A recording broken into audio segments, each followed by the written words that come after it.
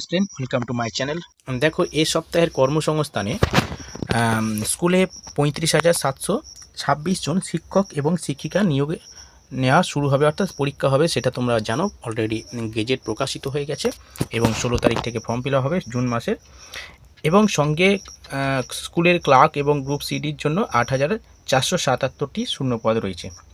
এবং উচ্চ প্রাথমিক অর্থাৎ আপার প্রাইমারিও পরীক্ষা হবে, যেখানে একটা পরিবর্তন, আর গেজেটে আগে যে গেজেটটা ছিল সেটার পরিবর্তন করা হয়েছে।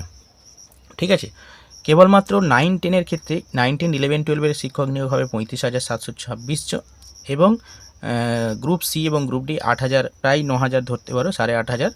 এবং উচ্চ প্রাথমিকও পরীক্ষা হবে, সেটা নভেম্বর ডিসেম্বরের দিকে নোটিফিকেশান আসবে।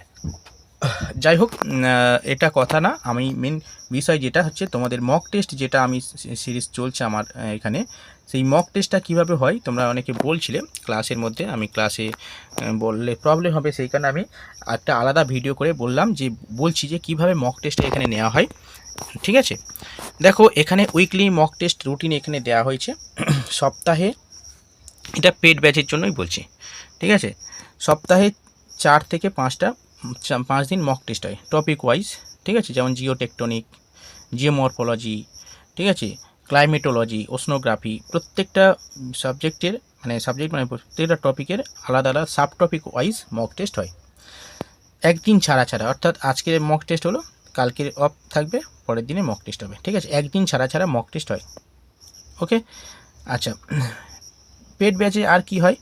পেড ব্যাচে মক টেস্ট, যেটা ডেইলি মক টেস্ট পোল দেওয়া হয়, যেখানে বিভিন্ন পরীক্ষা, অর্থাৎ সেন্ট্রাল এবং স্টেট গভর্নমেন্টের ইউপিএসসি থেকে শুরু করে বিহার, ইউপি, উত্তরাখণ্ড, অর্থাৎ পিএসসি, এসএসসি, নেট সেট, যে সমস্ত ধরনের পরীক্ষার পোল দেওয়া হয় এই পেড গ্রুপে। পরীক্ষা হয় কখন? 9টার সময় পরীক্ষা হয় এবং রেজাল্ট দেওয়া হয় 11টার সময় রেজাল্ট দেওয়া হয়। পেড ব্যাচে এখন 84+ অ্যাসপিরেন্ট আছে, 84+ না, এখানে প্রায় দেখাচ্ছি কতজন অ্যাসপিরেন্ট আছে। যাই হোক, অল্প কয়েকদিনের মধ্যে কিন্তু প্রচুর সংখ্যক অ্যাসপিরেন্ট পার্টিসিপেট করছে, ভালো লাগছে এবং তাদের রেসপন্সও খুবই ভালো। আচ্ছা, এখানে বেতন কেমন নেওয়া হয়? বেতন স্ট্রাকচারটা বলে রাখি। বেতন স্ট্রাকচার আপনার মান্থলি 150 টাকা, মান্থলি 150 টাকা। ঠিক আছে, কেবলমাত্র মক টেস্টের জন্য। ক্লাসও হয়, ক্লাসের জন্য আলাদা ফিস রয়েছে। ওকে, অনলি মক টেস্টের জন্য 150 টাকা পার মান্থ। ঠিক আছে, আচ্ছা, গুগল পে নাম্বারে পেমেন্ট করতে হবে। পেমেন্ট করে স্ক্রিনশট দেবেন, আমাকে দিলে আমি গ্রুপে অ্যাড করে দেবো। যারা অবশ্যই ইন্টারেস্টেড এই নাম্বারে কন্ট্যাক্ট করে নেবেন। ঠিক আছে, আচ্ছা, নেক্সট, মক টেস্টের পিডিএফ দেওয়া হয় কখন? দেখো, মক টেস্টের পিডিএফ দেওয়া হয় নেক্সট দিন। ওকে, নেক্সট দিন দেওয়া হবে। এবার উইকলি শিডিউল করে দেওয়া হয়েছে কেমন, দেখো 8 তারিখ, 8ই জুনে, এটা জুন মাসের দেওয়া হয়েছে, এটা আমি পরে বলবো, এটা এখন আর বলছি না শিডিউলটা। ঠিক আছে, শিডিউলটা বলে দেওয়া হয়েছে। দেখো 8, 10, 12, 14, 16 এরকম একদিন পর পর মক টেস্ট নেওয়া হচ্ছে। ঠিক আছে, এগুলো দেখো প্রত্যেকটা sub topic, ecosystem, biodegradation, environmental degradation, conservation, okay, soil erosion, প্রত্যেকটা টপিক আলাদা আলাদা রয়েছে। আচ্ছা, এবার দেখো মক টেস্টে এখন পেড ব্যাচে চলছে। পেড ব্যাচে টোটাল মেম্বার সংখ্যা 90 জন। ঠিক আছে, 90 জন এখন মক টেস্ট দিচ্ছে। ঠিক আছে, আপনারাও পার্টিসিপেট করতে পারেন। ঠিক আছে, অবশ্যই র্যাঙ্কও দেখা যাবে। ঠিক আছে, র্যাঙ্কও দেখা যাবে এবং পিডিএফও সঙ্গে পেয়ে যাবেন। ঠিক আছে, এখানে ডিটেলস দেওয়া রয়েছে। Smart study exam preparation for SLST paid ব্যাচের জন্য কেমন রুলস আছে? সপ্তাহে 4-5টা মক টেস্ট হবে, ডেইলি মক পোল হবে, মক টেস্ট হবে 9টায়, 11 PM রেজাল্ট হবে। তো যাই হোক, অ্যাসপিরেন্ট বিভিন্ন সময় বিভিন্ন থাকে। ঠিক আছে, এই হলো, এইভাবে তোমার যারা মক টেস্ট দেবে তাদের র্যাঙ্ক এইরকমভাবে তোমরা দেখতে পেয়ে যাবে। সঙ্গে সঙ্গে পরীক্ষা দেওয়ার পরে তুমি কত মার্কস পাচ্ছ, তোমার র্যাঙ্ক কত, এটা র্যাঙ্ক আমি পরে দেব, অর্থাৎ পরীক্ষা শেষ হয়ে গেলে র্যাঙ্ক জানতে পারবেন। ঠিক আছে, যাই হোক, এই হলো তোমার মক টেস্ট শিডিউল দেওয়া রয়েছে, গ্রুপে দেওয়া হয় থাকে মক টেস্ট শিডিউল। এগুলো হচ্ছে কোশ্চেন। দেখো আমি কিছু কোশ্চেন স্যাম্পল রেখেছি। আঞ্চলিক মাটির উপবর্গের সংখ্যা কয়টি? 6টি। মৃত্তিকা দিবস কবে পালন করা হয়? 5ই ডিসেম্বর।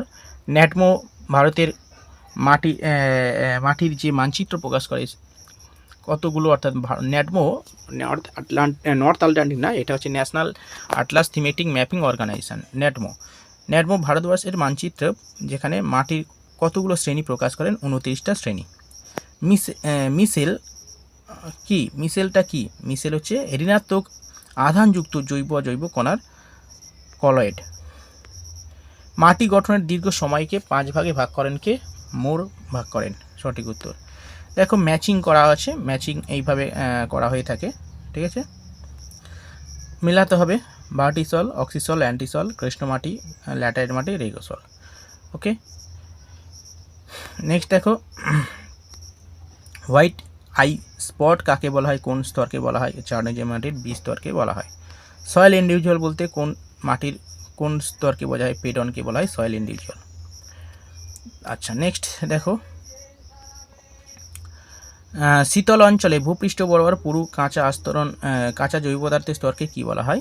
শীতল অঞ্চল মানে মোর হবে, সর্বর্গীয় অঞ্চল। প্ল্যানোসল রেঞ্জিনা একটা আন্তঃআঞ্চলিক মাটি। সয়েল টেক্সোনমি কয়টি পর্যায়ে মাটির ভারতে রয়েছে? 8টি পর্বের বা 8টি বর্গের মাটি ভারতে রয়েছে। সয়েল অ্যাপ্রক্সিমেট পদ্ধতি বা সয়েল টেক্সোনমি প্রকাশিত হয় কত সালে? 1975 সালে।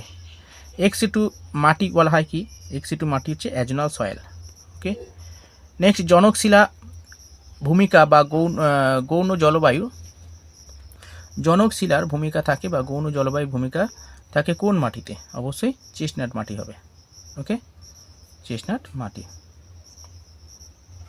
পিএইচ পরিমাপটি আবিষ্কারকে, অর্থাৎ পিএইচ আবিষ্কার করেন কে? সোরেনসেন। দেখো প্রশ্নগুলো দেখলে বুঝতে পারবে যে কোশ্চেনের কোয়ালিটি কেমন। অবশ্যই মক টেস্ট দিলে তারপর বোঝা যাবে কোশ্চেন কোয়ালিটি কেমন। যাই হোক, নেক্সট প্রশ্ন দেখো 20 নম্বর প্রশ্ন। সয়েল ট্যাক্সোনমির ক্ষেত্রে 7 অ্যাপ্রক্সিমেট এর সার্বিক পদ্ধতিতে মৃত্তিকার এটি পর্যায় কয়টি পর্যায়ে ভাগ করা হয়? 6টি পর্যায়ে ভাগ করা হয় 7 অ্যাপ্রক্সিমেট। এবার দেখো পৃথিবীতে এই বর্গের মাটি 16% দেখা যায়। বয়সে নবীন এটি অপরিণত। কোন প্রকারের মাটিকে বলা হচ্ছে? অবশ্যই অ্যান্টিসল মাটি। নেক্সট শক্ত কাষ্ঠল্য গাছের অরণ্য অঞ্চলে জৈব পদার্থের আস্তরণকে কী বলা হয়? অবশ্যই মাল। দেখো ইনডাইরেক্টলি প্রশ্নগুলো করা হচ্ছে। দেখো ম্যাচিং করতে হবে বর্গ, উপবর্গ, গোষ্ঠী, বৃহৎ গোষ্ঠী, উপগোষ্ঠী। ওকে, এই বর্গ ম্যাচিংটা করে নিতে হবে। দেখো এই স্তর বনাঞ্চলে জৈব পদার্থের সমন্বিত স্তর কোনটা? অবশ্যই O2 স্তর। দেখো এরকমভাবে অনেক প্রশ্ন আছে, আমি আর ডিটেলস বলছি না, ঠিক আছে। ভিডিওটা এই পর্যন্ত রাখছি, বড় হয়ে যাচ্ছে। ওকে।